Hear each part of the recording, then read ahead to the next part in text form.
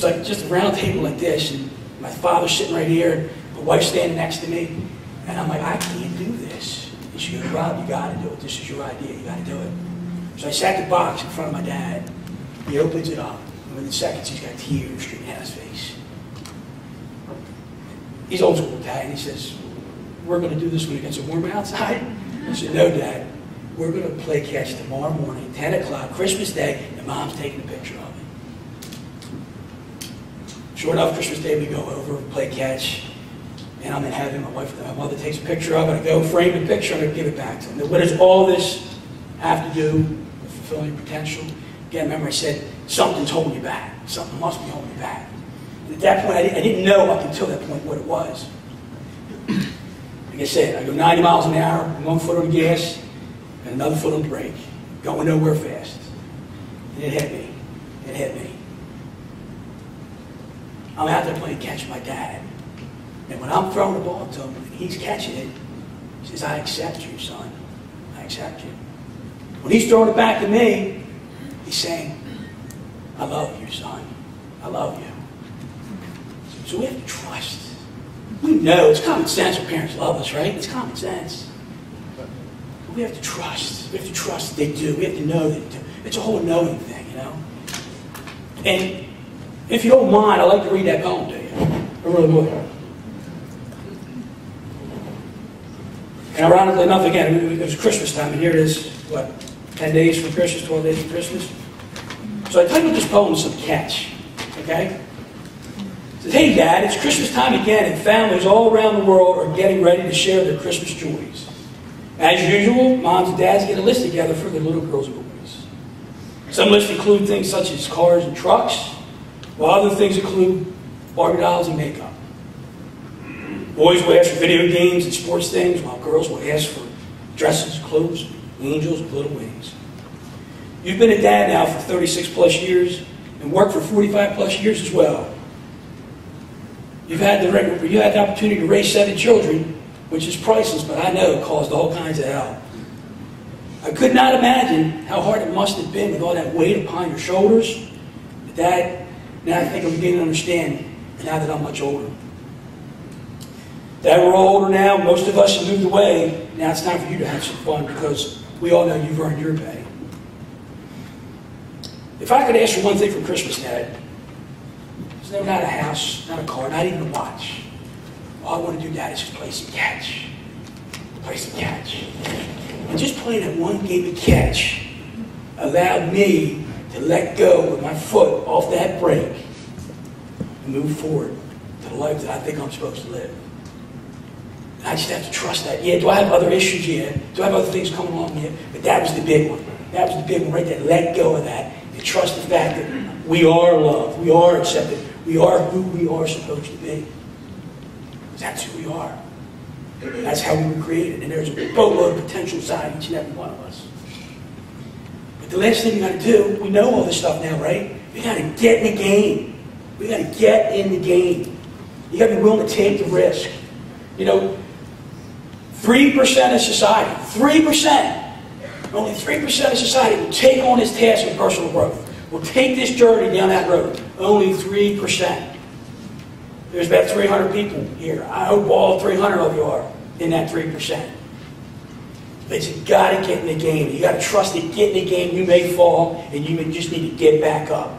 I can tell you, 1999, 2000, I was close to being a millionaire, and I lost everything but the equity in my house within a matter of months. And I had a choice: either get back up and fight, or stick my head in the sand. In my mind, I didn't have a choice. I was going to get up and fight. So when you get knocked down, man, life deals you hits. It deals you hits day in and day out. It's not about just getting back up. It's about getting back up and moving forward. That's what it's about. You got to get in the game. I'm going to give you another number, 0.003. 0.003. What does that represent? Mike talked earlier about that penny, that story about the penny. What happens is you take a penny and you double it every day for a month. At the end of the month, it's literally $10 million. It's $10 million for one penny doubling every day.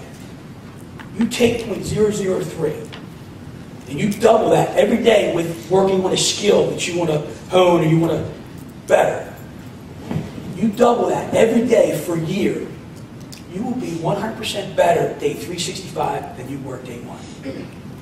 If you do the math, it comes out to a little bit 109%. So it's really 2.7%, whatever it is.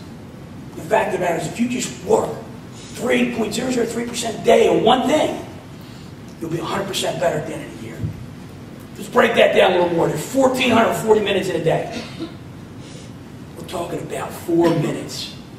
4 minutes a day, read. 4 minutes a day working on this skill. 4 minutes a day working on that skill. And by the end of the year, you're 100% better.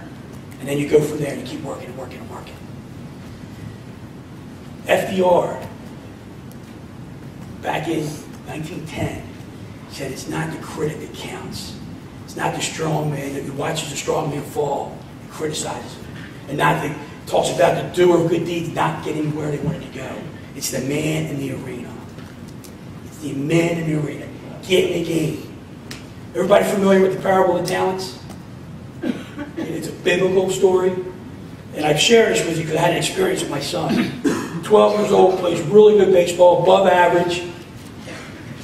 Had his chance to play ball. People were asking him to play, and he could really have an impact with his team. And I'm telling Robbie, if you want to play high school ball, now's the time to play travel. I'm not trying to live vicariously through my child. I just saw the talent in him. And I said, Robbie, I said, look, God gave you a talent. Because whatever you do naturally, you're pretty good at. Maybe not awesome, but pretty good. I said, He's giving you a talent. He wants you to use it. He wants you to use that talent, because if you don't, He may take it away one day. He may take it away. I'm sitting here debating, should I share the story of the talents? Does everybody know the story of the talents? Does everybody know it? No. All right, I'm going to share it. In biblical times, talent was a form of currency. Okay? And a king went away and had 3 servants. He gave one servant 1 talent, he gave another servant 3, and another 5. Goes away, comes back. Calls the servants in one at a time. To the one he gave 5, he asked, how did you do? He said, I took your 5 talents and I turned them into 10. He says, well done, my good and faithful servant. Second servant comes in, took his 3, turned them into 6. He says, well done, my good and faithful servant. Third guy comes in and goes, Your Majesty, I knew you as a hard man, and in fear of losing that 1 talent, I buried it. I buried it. And the king said, take that 1 talent of him and give it to the guy who has 10. And I told my son, don't bury your talents. Everybody in here, we have to figure out what our unique gifts and skills and talents are, and we can't bury them.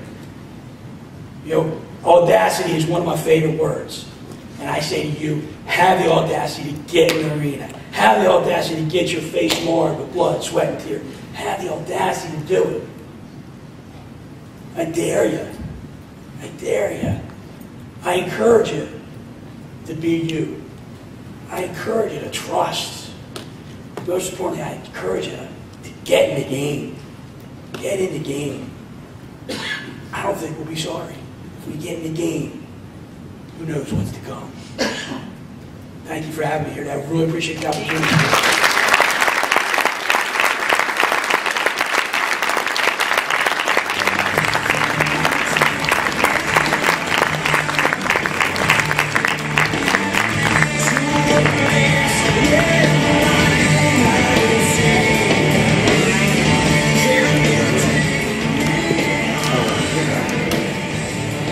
Rob, you are awesome, buddy. Come here. Give me a hug. KW style.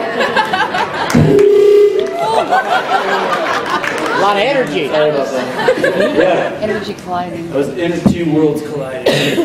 No, thank you so much. That was awesome. So, how's your day been so far? Woo! Alright. That wasn't very encouraging. Alright, so now we're going to finish it off with the most important part of our regional masterminds. We actually call this our regional masterminds because of what we're getting ready to do. So this is not the part where you want to bug out, because masterminding is the key to all of this stuff. It's where